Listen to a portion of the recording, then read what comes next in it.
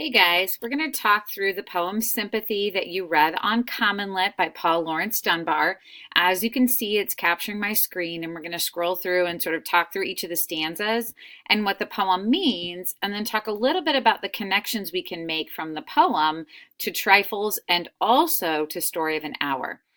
So, as we look at the poem, I know what the cage bird feels, alas, when the sun is bright on the upland slopes, when the wind stirs soft through the springing grass and the river flows like a stream of glass, when the first bird sings and the first bud opes and the faint perfume from its chalice steals.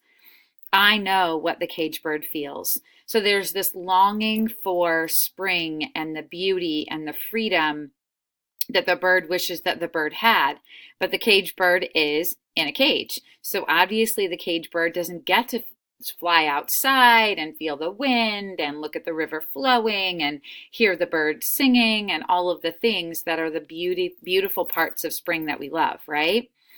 So we move to, there's this sort of longing in stanza 1.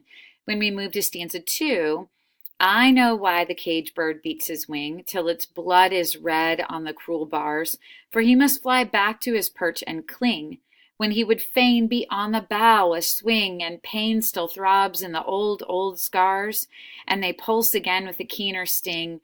I know why he beats his wing.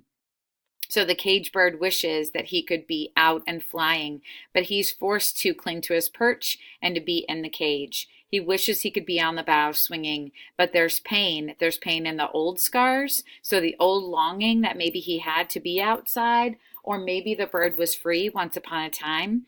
They beat with a keener sting. They wish and long for things that they can't have. And I know why he beats his wing, right? So there's this acknowledgement that our speaker, our narrator, understands what the cage bird feels. I know why the cage bird sings, the last stanza, ah me, when his wing is bruised and his bosom sore, when he beats his bars and he would be free. It is not a carol of joy or glee, but a prayer that he sends from his heart's deep core, but a plea that upward to heaven he flings. I know why the cage bird sings. So when the cage bird beats his wings against the bars, it's partly that he's trying to be free, but it's partly that he's trying to send this plea toward heaven, that he's praying that something better will happen, that someone will open that cage door and allow him to be free. And again, our speaker can connect to that, can relate to that. Now, if we read up here about the poem, Laurence Dunbar was an African-American poet, novelist, and playwright. He was born in Dayton, Ohio, to parents who had been enslaved in Kentucky before the American Civil War.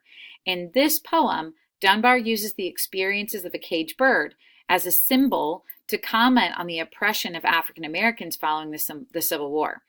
As you read, take note of how the bird experiences translates to that of the experiences of African Americans. So certainly Laurence Dunbar was writing about the African American experience following the Civil War and the idea of enslavement.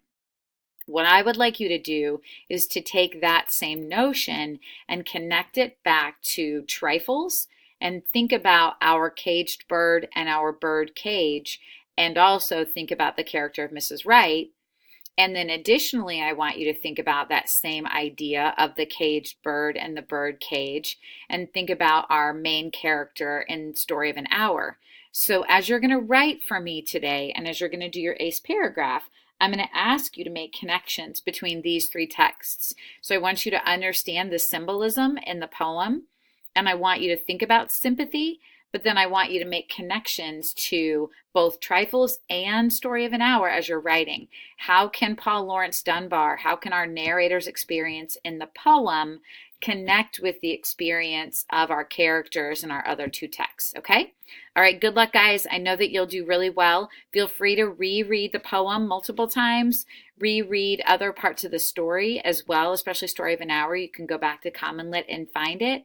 And then you'll also want to reread pieces of trifles as well to help you, okay? All right, good luck. Thanks, guys.